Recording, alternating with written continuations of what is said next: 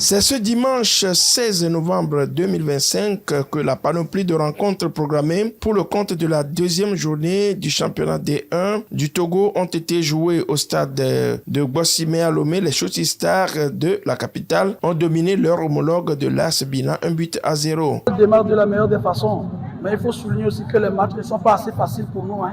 Déjà, on a fait une débauche d'énergie face à l'AS Sautière. Ce soir aussi, je vois que l'équipe de l'AS Bina est arrivée par victime résignée. C'est vrai qu'en première mi-temps, ils nous ont laissé le ballon, ils ont voulu faire un bloc bas pour pouvoir nous acculer, peut-être pour procéder par des contres. Je tiens sincèrement à saluer la prestation de mes joueurs qui ont poussé jusqu'à obtenir ce premier but en première partie. Nous avons eu aussi des contre-attaques qui pouvaient nous être favorables. Malheureusement, nous avons raté ces occasions qui sont arrivées.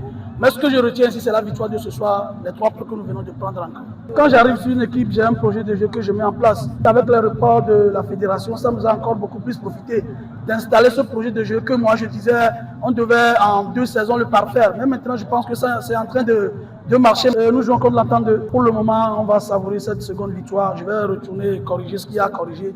Et bon, on va décider de ce qu'il faut faire avec l'entente de Lomé. Mais en toute sincérité, c'est un match que nous allons aborder en toute humilité, mais avec beaucoup de détermination. Ce fut un match âprement disputé avec tendance de retour au score, mais hélas. Tout ce que nous pouvons faire, c'est de tirer des enseignements et continuer par travailler. C'est vrai, ça fait mal.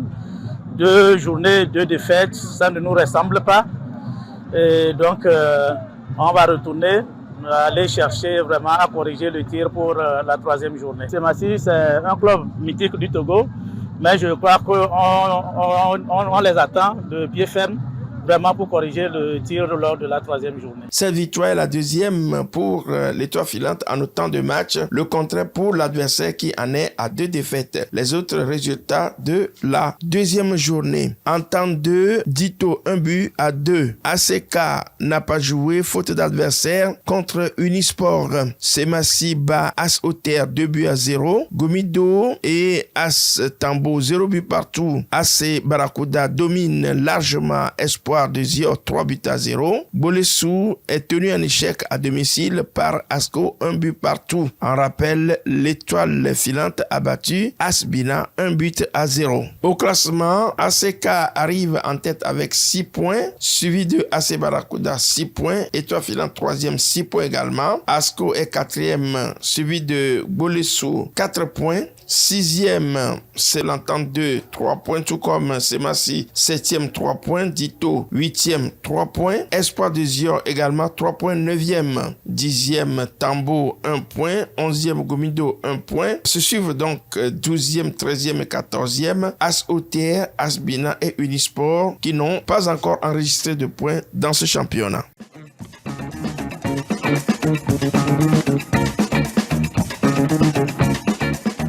La 2e journée du championnat de l'élite du football togolais était présente ce week-end. Programmée sur l'ensemble du territoire, les amoureux du ballon roi ont été servis à travers le spectacle produit ici et là par les acteurs. Les hostilités ont fait tâche dès le samedi avec un derby de la capitale. Le dynamique togolais, fraîchement de retour parmi l'élite après une saison en D2, a saisi de l'opportunité pour se rattraper lors de cette journée après son premier faux pas devant l'SCK lors de la première journée en battant l'entente 2 au stade municipal de Lomé 2-1. Dans un match où les militaires ont tenu le bon bout face à une équipe très tactique, il y avait un Dito plus que déterminé pour l'emporter. Il faut d'abord féliciter le joueur. Après notre faux pas contre ACK, comme je l'ai dit, j'étais satisfait du contenu. On a failli au niveau de la transition défensive l'autre fois. Nous sommes rentrés corrigés. Je pense que ça a payé aujourd'hui. Même si à la dernière minute, on a encaissé le but. Une fois encore, je suis satisfait, mais ça reste à faire. Surtout offensivement, nous avons ce problème. Sinon, cet après-midi, on pouvait mettre 3 ou 4 à entente 2. Nous avons joué un pressing haut, ne pas leur permettre de faire la sortie de balle parce que nous savons que entente 2, ils jouent, ils aiment circuler le ballon. Donc il faut leur couper cette transition, c'est ce qu'on a fait. Ils n'ont pas pu faire des sorties de balle, ça a été difficile pour eux.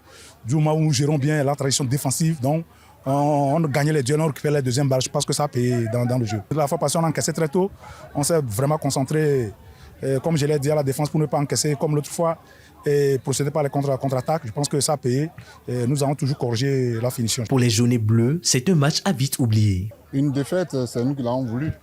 On a offert les 2 buts, donc on a joué aussi contre une bonne équipe qui n'a pas relâché. Mais nous aussi, on n'a pas relâché en deuxième mi-temps. On a essayé de remonter les 2 buts que nous avons donnés à l'adversaire, mais après, le score est déjà fait. Mais on ne va pas se décourager. Nous sommes là. Mais il y aura toujours du travail à faire. C'est des jeunes. Et là, il faut parler avec eux déjà pour leur remonter le moral, de penser déjà au prochain match. Ça, il faut oublier le match qu'on a joué aujourd'hui. Et puis voir ce qu'on peut faire pour le prochain match. Le Dynamique togolais, déterminé à asseoir une dynamique en ce début de saison, compte faire mieux de journée en journée afin de briser le signe indien de la saison passée. Ne dit-on pas que les conséquences corrigent mieux que les conseils? On le saura plus loin.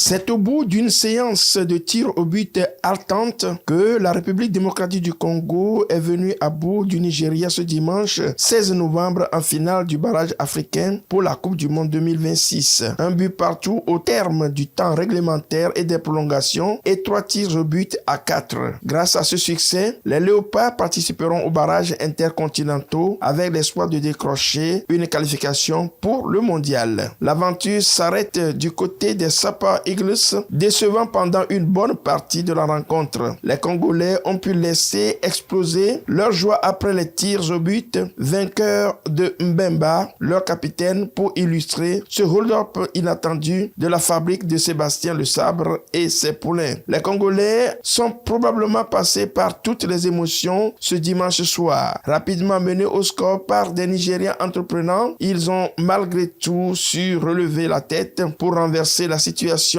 Dominateurs durant plus d'une heure, les Léopards ont quand même dû attendre les tirs au but pour s'imposer. Avec ce succès, ils conservent l'espoir d'une qualification pour la Coupe du Monde, compétition à laquelle ils n'ont pu participer depuis 1974, au moment où le pays était encore Zaïre. Ce sont pourtant les Nigériens qui avaient pris le meilleur des départs, grâce notamment à un but d'Onyeka après 3 minutes de jeu. Dos au mur, les Congolais ont plié sans rompre, mais les Nigérians passèrent sans faire le break alors qu'ils en avaient l'opportunité. Les partenaires de Bakambu en ont profité pour recoller au score grâce à Elia à la 32e minute. À la pause, le score était de 1 but partout. En seconde période, la physionomie de la rencontre s'est entièrement inversée. Les Léopards ont pris l'ascendance dans tous les compartiments du jeu. Seul bémol, la finition. Imprécis dans les centres, ils ont multiplié les occasions sans pour autant mettre en danger Mbali. Les minutes se sont égrenées et c'est finalement la séance au tir au but qui a désigné le vainqueur de la rencontre. Les hostilités ont démarré pourtant le 13 novembre avec les demi-finales croisées entre les 4 meilleurs deuxièmes d'après le classement au terme des éliminatoires de la Coupe du Monde 2026 Zone Afrique. Le stade des Princes Moulay de Rabat au Maroc a été le théâtre des opérations. Le Nigeria de Victor Osimhen a surclassé le Gabon d'Aubameyang Pierre 4 buts à 1, puis la RD Congo de Mbemba a triomphé du Cameroun de Onana 1 but à 0. Ainsi, la RD Congo part à l'assaut du dernier billet qualificatif pour l'Afrique en mars prochain.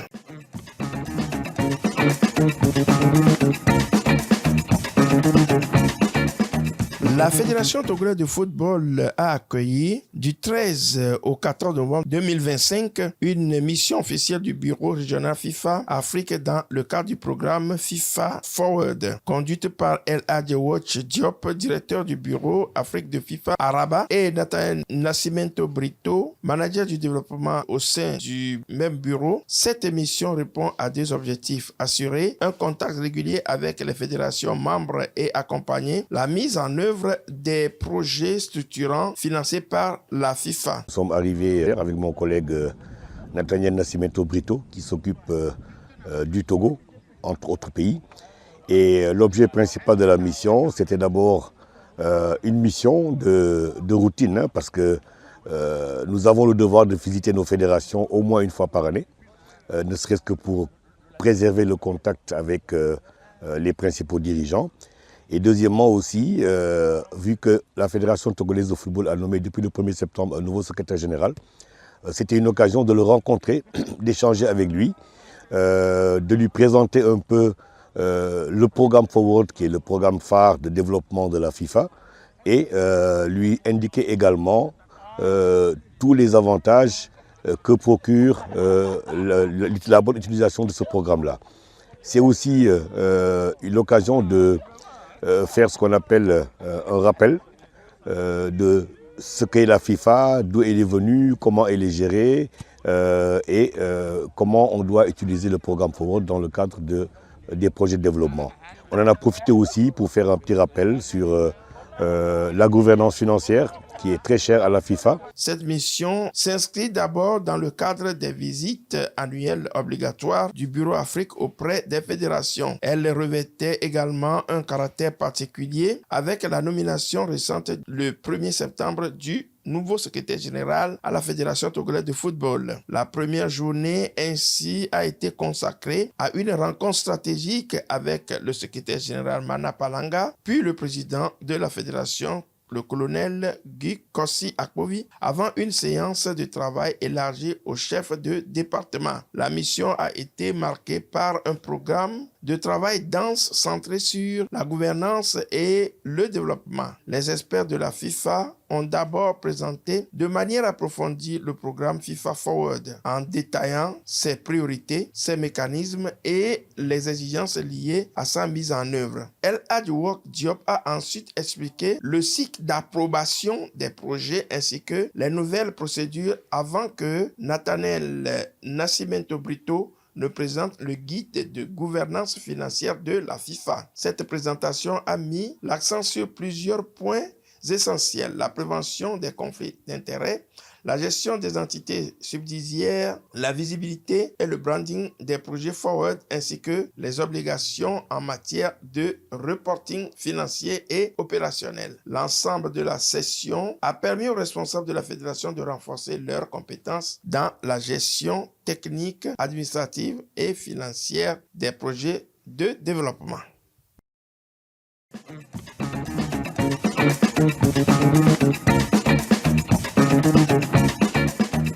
Une délégation de la FIFA composée de El Hadji Wak Diop, directeur du bureau Afrique de la FIFA, et Nathaniel Nascimento Brito, manager de développement au sein du même bureau à Rabat, au Maroc, était au chevet de la Fédération togolaise de football la semaine écoulée. Cette mission officielle a permis aux représentants de la FIFA d'effectuer une visite sur le chantier du Centre technique national de football CNT de Gbavé dans la commune de Zio 2. La délégation de la FIFA a foulé le sol du chantier du Centre technique national de Gbavé ce vendredi 14 novembre sur ce site toujours en chantier. Dès qu'il ait pris contact avec les réalités, le constat était satisfaisant. Entouré du bureau de contrôle de l'architecture, des entreprises en charge des travaux et des responsables de la Fédération togolaise de football, l'expert de la FIFA a donné de la voix. Aujourd'hui, la deuxième phase consistait à venir sur le site pour visiter l'état d'avancement de ce projet de construction de centre technique que nous avons inauguré, dont nous avons fait la pose de la première pierre au mois d'avril dernier. Alors, je retiens un sentiment de satisfaction et de sérénité également, dans la mesure où, comme nous l'avons vu, avec le bureau de contrôle, l'architecte, l'entreprise et toute l'équipe du comité exécutif qui nous accompagne. Nous voyons donc que le chantier du centre technique commence à prendre forme. Un centre technique qui sera très très moderne avec toutes les commodités pour assurer le développement du football togolais. Dans la première phase, il est question donc de construire un terrain, c'est celui sur lequel nous sommes, donc qui a été déjà terminé et même certifié par la FIFA. Ensuite, il est question également de construire des unités d'hébergement, un bâtiment administratif et une guérite. Donc nous avons visité le chantier, les travaux avancent très très bien, il y a eu quelques lenteurs dues à différentes raisons, mais bon, ça c'est inhérent à tout chantier. Mais d'après ce que nous avons vu aujourd'hui, la première phase avance très très bien et nous espérons qu'elle sera complétée très prochainement afin qu'on puisse entrer dans la deuxième phase pour rendre le centre complètement opérationnel. Le terrain principal, pilier de la première phase, est déjà achevé et certifié par la FIFA. Autour, les équipes s'activent désormais sur les prochaines étapes.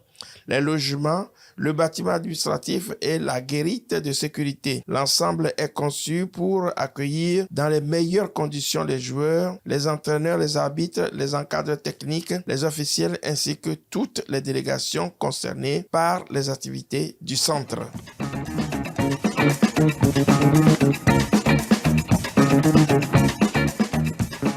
Le rideau est tombé sur la phase de groupe de la Coupe du Monde U17 Qatar 2025. Une édition historique marquée par un format élargi à 48 équipes et un niveau de jeu particulièrement relevé. Après 2 semaines intenses de compétition, le tournoi a livré ses premiers enseignements. Les grandes nations ont tenu leur rang, mais plusieurs sélections africaines et asiatiques ont créé la sensation. L'Afrique a encore brillé avec 9 de ses représentants qualifiés pour le second tour. Seule la Côte d'Ivoire n'a pas vu son soleil briller à ce stade de la compétition. Le Sénégal U17 s'est imposé comme l'une des révélations du tournoi. Le Maroc U17 a également marqué les esprits en infligeant un spectaculaire 16-0 à la Nouvelle-Calédonie, un score record dans l'histoire de la compétition. Voici d'ailleurs le tableau des 16e de finale. Vendredi 14 novembre, aujourd'hui donc, Zambie, Mali, Portugal, Belgique, Suisse, Égypte, France, Colombie, Argentine, Mexique, Irlande, Canada, États-Unis, Maroc,